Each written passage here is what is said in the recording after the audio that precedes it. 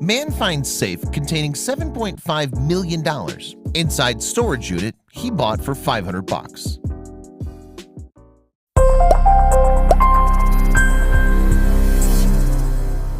Placing the final bid that ultimately won the contents of a storage container that would become the dream of a lifetime or the ultimate nightmare. When a man uncovers what really lies inside his container, he's shocked. And when the police showed up at his door hours later, he wasn't ready. He was just getting comfortable with bidding on storage containers that were on auction. Spending money that he didn't have was a huge gamble when you have no idea what's inside. But there were so many stories out there about people striking it rich, even of some people finding whole classic cars and driving off into the sunset. So far he'd been lucky, managing to sell the contents for just a little over what he'd paid for the entire lot. But it was a lot of work and a lot of time going through someone else's junk, sorting, cleaning, and then finding the right buyer. He was almost at the end of his rope. If there was nothing big in this one, he was done. Joe stood outside the container with about 15 to 20 other people, eager to rubberneck what was inside the 5x15 unit. These were too big to get a good look inside, however, because they could store the contents of a one-bedroom apartment. Ideal for furniture, including a couch, chair, and small dining set, sporting equipment, bicycles, business merchandise. Not ideal for glancing inside and spending hundreds of dollars on. The bidding was fun. Not exactly what you see on TV, which is high drama, shouting, pushing, screaming, and general mayhem. But definitely fun, especially when he got into a bidding war with someone. It felt good to win, and he warned himself, not for the first time, that he would stick to his budget. Don't spend what you can't afford to lose. He didn't want to learn the hard way. But he just couldn't seem to help himself this time around. The container was packed tight with furniture and other goodies he wanted to look a little closer at, and some annoying woman behind him kept upping his bid. It started at $100, a hefty starting bid, but the container was awfully full. He bet, she upped it a little. He bet again, and so it continued. How long could this go on? $350 in, and he was adamant he would be the winner. $400, and she still hadn't given up, but neither had he. $450, $460, $470. Finally, the bid settled on $500. He was shattered and shaking. As reality returned, he realized exactly what he'd done. There better be something amazing inside that box. He had won.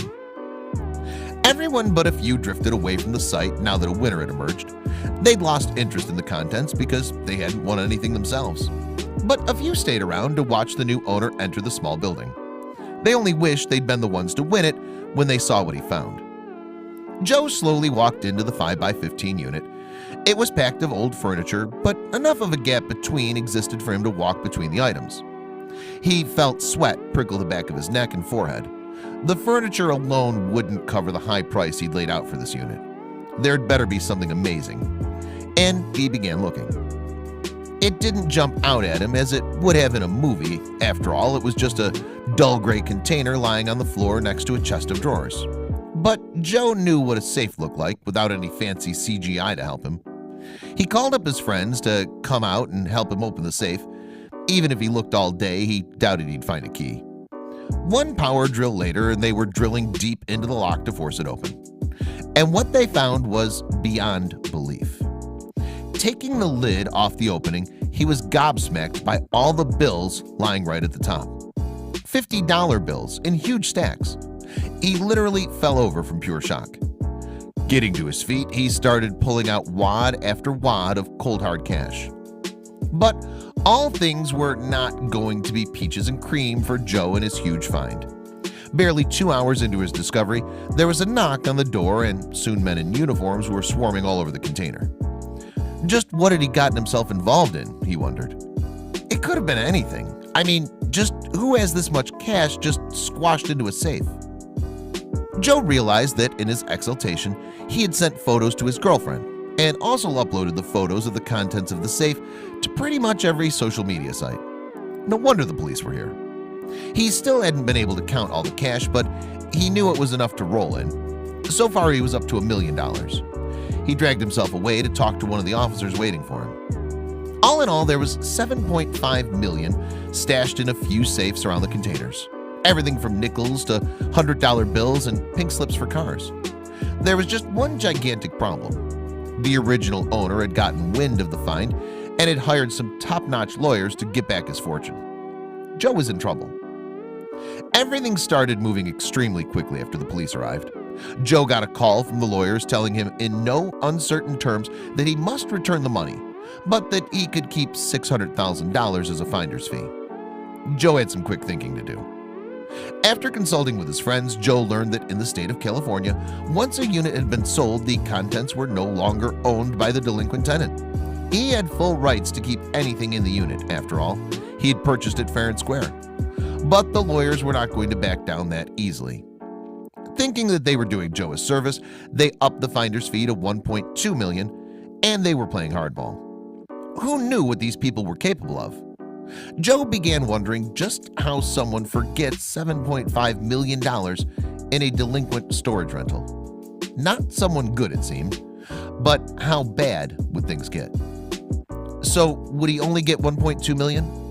That's a huge amount of money in anyone's book, but still not quite the huge figure that he had just felt in his hands while unpacking wad after wad of money. He didn't like the fact that he was being strong-armed, but there was also the moral dilemma. It was now his money, but he didn't do a thing to earn it. Perhaps he should give it back. The thought was not sitting well with him. After much deliberation and amongst near threats, Joe decided that splitting the money straight down the middle would be a fair split. After all, the now previous owners had left the container unpaid for a lot more than a couple months. In fact, almost a year, without responding to the letters sent by the store owners. And that debt was exactly why the auction had happened. A storage owner says, "I really don't make much money out of auctions. It's to try to cover our expenses. 90% of the time I don't cover my losses. One unit may have cost me $600 and the person bids at $400, so my revenue still suffered a loss. An unpaid unit does not make any money. The sooner the delinquent tenant can be moved out, the sooner a paying tenant can be moved in."